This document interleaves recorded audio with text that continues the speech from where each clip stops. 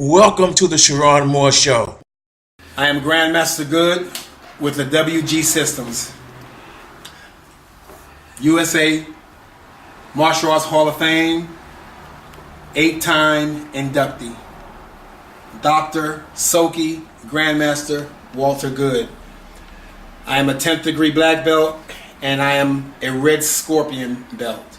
God bless you. Us.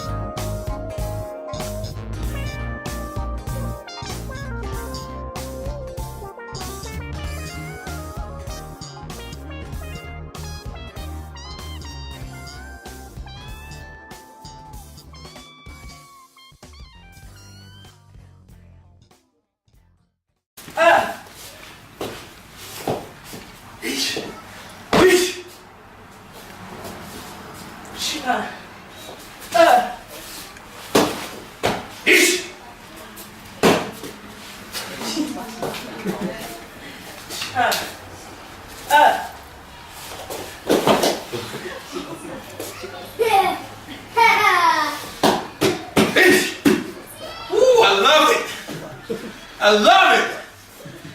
Mama said I paid a lot of money now. No, I said, watch I said, everything she do, she get a smile. I'm like, first she always smile.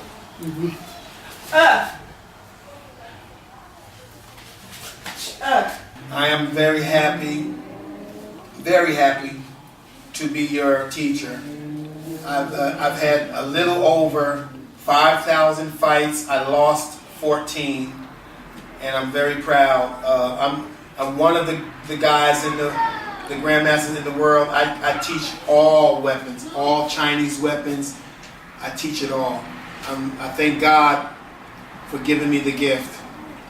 And I thank my grandmasters that I've come up under. And I'm very happy. I'm very happy. But it's because of you guys that I'm here. It's because of you. And I thank God for each and every one of you. From the pit of my heart. Amen.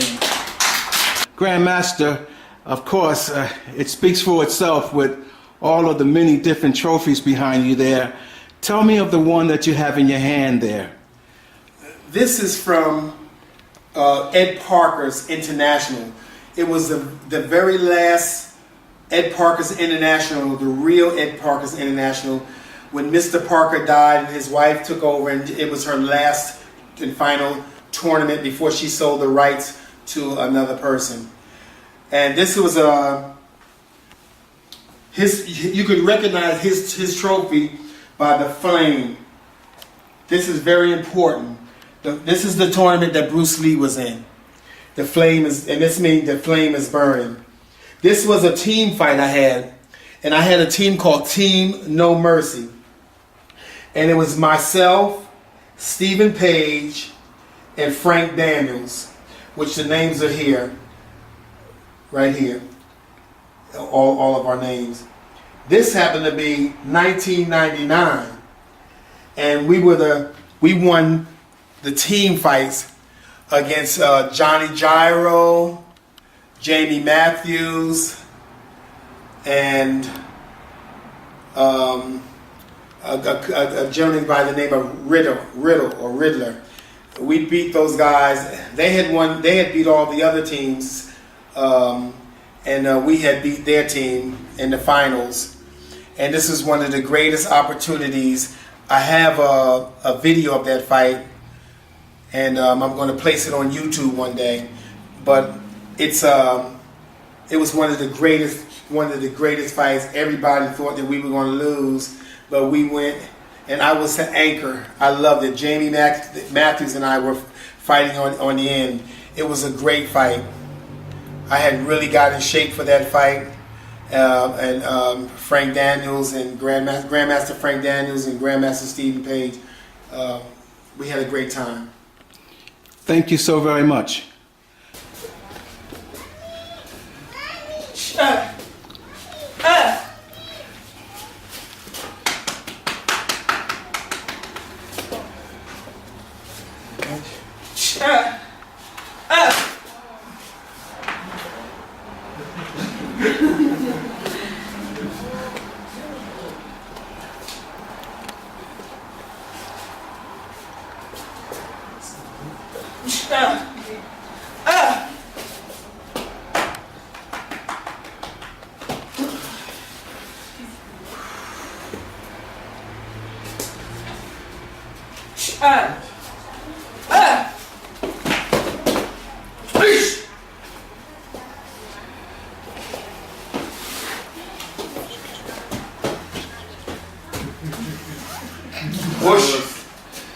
Whoosh. Whoosh. Sensei Buddha.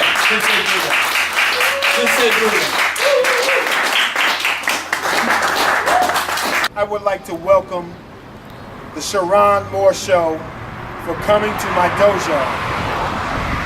Thank you very much. We really appreciate you.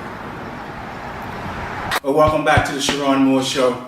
Today I'm having the honor. Now, I'm not even going to try to say some of the words because I tell you, it takes years and years to learn. But this is an honor to talk to my dear good friend, Walter Goode. Hello, everyone. I am Dr. Soki, Grandmaster Walter Goode. Now, before I get started, first let me say thank you for having me here. Yes, I greatly appreciate it. thank you for being here And, and allowing me to be here. Oh, no. Now, we go way back. We go back to bell bottoms probably. What you said? I never knew you was doing this. Were you doing this back then in those days? Yes, I was. I never knew. I was number 6 in the region. I was number 6 champion in the region. The ratings were 1 through 10, and I was number 6 in the region. Yes, sir. So how many years now are you at this? This is my 51st year. I heard you say earlier you've had 1,500 bouts. 5,000. Oh, that's 5,000. 5,000 bouts, a little bit more, and I lost 14. Are those 14 people still with us in the land of the living? Yes. Poor 14. That I know of, yes. That's good. Oh, so awesome. Now, let me go back because I want my audience as well as myself to become educated on the terms. When we speak of you, what's the term? What's the actual name that we're supposed to say? As far as what you call me? Yes. Most people call me Grandmaster Walter Goode. I am a PhD. I have my doctoralship. And so it's Dr. Walter Goode, Grandmaster, but I am also a Soki. I am one that has created and made up his own system, which we call the WG systems. Now, when you said Soki, Am I saying that right? Yes, Soki. Soki. S-O-K-E. What does that mean? That's a person that has made up their own and created their own entire system. All the different systems that I learned, I took them apart, and the things that did not work, I began to find that a lot of things didn't work in some of the systems that I've taken up in the martial arts world, and I began to create my own system. And I was talking to a gentleman one day, and he said, Walter Goode, you have won so many bouts. You are out in California from New Jersey doing your own thing. You are WG Systems. I said, what? He said, yes, you're WG Systems. I said, what are you talking about? So he said, you're doing East Coast karate with a West Coast blend, and you are WG Systems. I thought about it, prayed about it, and here I am in the USA Martial Arts Hall of Fame under WG Systems. Isn't that something? That's God, only God. 51 years at this? 51 years, yes sir. How do we address your place of business here? What is that? What is the term? It's called a dojo. A dojo, the word dojo means the place of the way. The place of the way, the place that paves the path for you. It paves the way for you. So when you go outside of these doors, you can live a righteous life, righteous living, and you will be able to protect yourself and always be aware of your surroundings at all times. Now say the word again.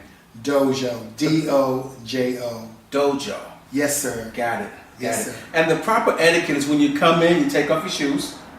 When you come in, we have it where the brown matting is where you can walk. You can walk on the brown matting, and you take off your shoes before you get on the brown matting, or you can wear your shoes on the brown matting. But the children go to the rear where we have shelves for their equipment, their bags, and they put the shoes back there. And they have special shoes that we wear on the mat. Those that cannot afford it or do not have it at the time, they can come out barefooted. And we have this term where we say ush. Ush is not an actual word. Ush came from back in the days of the assassins. The ninja assassins used to meet up in a cave. And in order to enter the cave where they had their special meetings, you had a code, and the code was ush. So some people say oos, some people say ush, some people say aus, but it's ush. So when they come in the door, they say ush, and I know they're my people. Before they step on the mat, they say ush, and I know they're my people. Anyone that steps on the mat without greeting the mat, saying ush, then we know that something's wrong, or they have not been in the karate class understanding our format. Also, ush is a way of respecting all those that are doing karate, those have gone before us also. All the grandmasters, masters, senseis, sifus, and so on and so forth, gurus that have gone on before us, we say ush in respect to them. So much to learn.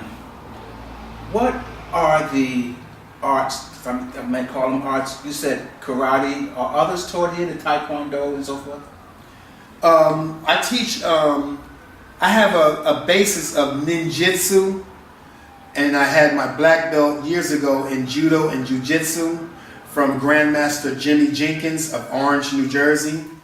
And I have learned a lot of things from previous Grandmasters, Grandmaster Rick the Brick Myers, Grandmaster Page, Grandmaster Hinton Kinsler, or some people call him Grandmaster Fuquan Ali. And so I've and Grandmaster Page is Grandmaster Craig Page. I've also done Korean Hapkido with Stephen Page under his system. Actually, there was a person, Drew Christian, Grandmaster Drew Christian, who awarded me, he and Stephen Page, Grandmaster Stephen Page, awarded me my 6th degree in Korean Hapkido. And I took an art called Fudo Shindo Ryu, which was a soft and hard style of wushu, and that was under Grandmaster Oba. I've also had I have my Grandmastership in Wushu Kung Fu, and I got that from Grandmaster Baba Vita, who passed away a couple of years ago, and he passed his Grandmastership to me, but I passed my Grandmastership of that particular art to his son, Grandmaster Baba II Vita. That's something. Some of the terms you're using sounds like they're incorporating one or two styles at one. Is that the case? Yeah, the terms are, these are different styles, period. Like Fudo Shindo Ryu, that's one style. Ninjutsu or Ninja Ryu, that's another style. The Ninja Ryu was based on Grandmaster Rick the Brick Myers from Newark, New Jersey. I stayed with him and I'm still under him. Actually, I'm still with him, but I created my own system. When I go back to New Jersey, I train at the school, and it just goes on and on. It's just lovely. Are there other things incorporated, like boxing and things like that? Is that kickboxing? Is that involved? Yes, I got my kickboxing certificates, which were inclined with the Ninja Ryu certificates, because Grandmaster Rick the Brick Myers was a well-known kickboxer back in the 70s. He was one of the best kickboxers pretty much almost like on the planet. He came back at the time when Benny the Jet, Urigas was doing their thing out here in California. He was doing his thing in New Jersey and New York. I went to a match and saw him knock out 7 or 8, maybe 9 people back to back. And as a kid, he would, as a youngster, I would travel around with him, and I became one of the world's best concrete breakers, which he was also. I became 3.5 years brick breaking in New Jersey, undefeated, and got to California. I was 3 years in California undefeated, 3.5 years in New Jersey undefeated brick breaking. By that I mean breaking through concrete and breaking through glass with my chin, breaking glass with my finger. Can I talk to you about that? Yes, sir. Yes, sir. Concrete? Yes, sir. You know, concrete is concrete. Okay. Yes, sir. Doesn't that hurt? I mean, does something tell you I'm going to put my hand through a wall, basically? Well, pretty much yes. If the audience, the listening audience, can go on YouTube under Dr. Walter Goode Grandmaster, they'll be able to see me live, doing all of these things live.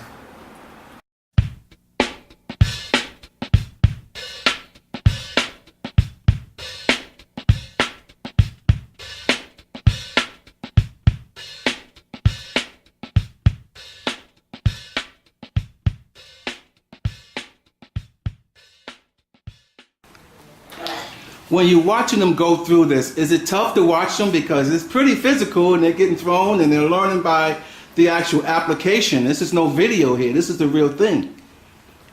Not difficult. It's all about trusting Grandmaster. Yes. Trust is important. We know how great he is. And we trust in him. We trust in God. Yeah. Anybody else want to just tell me something? You want to just tell me what's it been like? Tell me a little bit more of what you hope your children get out of this and becoming disciplined, going forth, becoming young adults. Seems like I'm the only one. Sensei Bree's mom? Yes, since I'm Sensei Bree's mother. I've been around. I took martial arts as well with Grandmaster, so that's how she became here. I was, I'm one of his black belts as well. I received it under Grandmaster, but that's why I brought him. But it's amazing. With my child, I bring her. I keep bringing her because the way society is, I know if I walk out and she goes another way, I can trust that what Grand taught her, she's okay. You know what I mean? So the bullies at school, she's getting taught a lot of things to deal with society, anything that's coming her way. Discipline, I've noticed, I don't really have any problems with her. So this karate grandmaster has even instilled discipline, and then don't just be well mannered in here, but outside, the school. If you have to show up, he's like that's like her stepfather, her granddaddy, or whatever you want to say. I entrust a great male model for Bria. So it's not just karate; it's a whole lot, involved. It's amazing. I thank you so much. This is a picture that goes back to where I started from.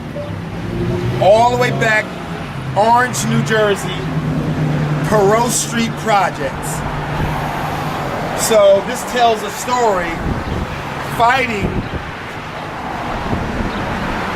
at the Perot Street Projects, doing martial arts, coming out to California, had World Championship Karate Sports Academy, WG Systems, I can do all things through Christ who strengthens me. And this is a telephone number, and we go from the projects to the Orient. All the way to California, past California, to the Orient. Couple of techniques.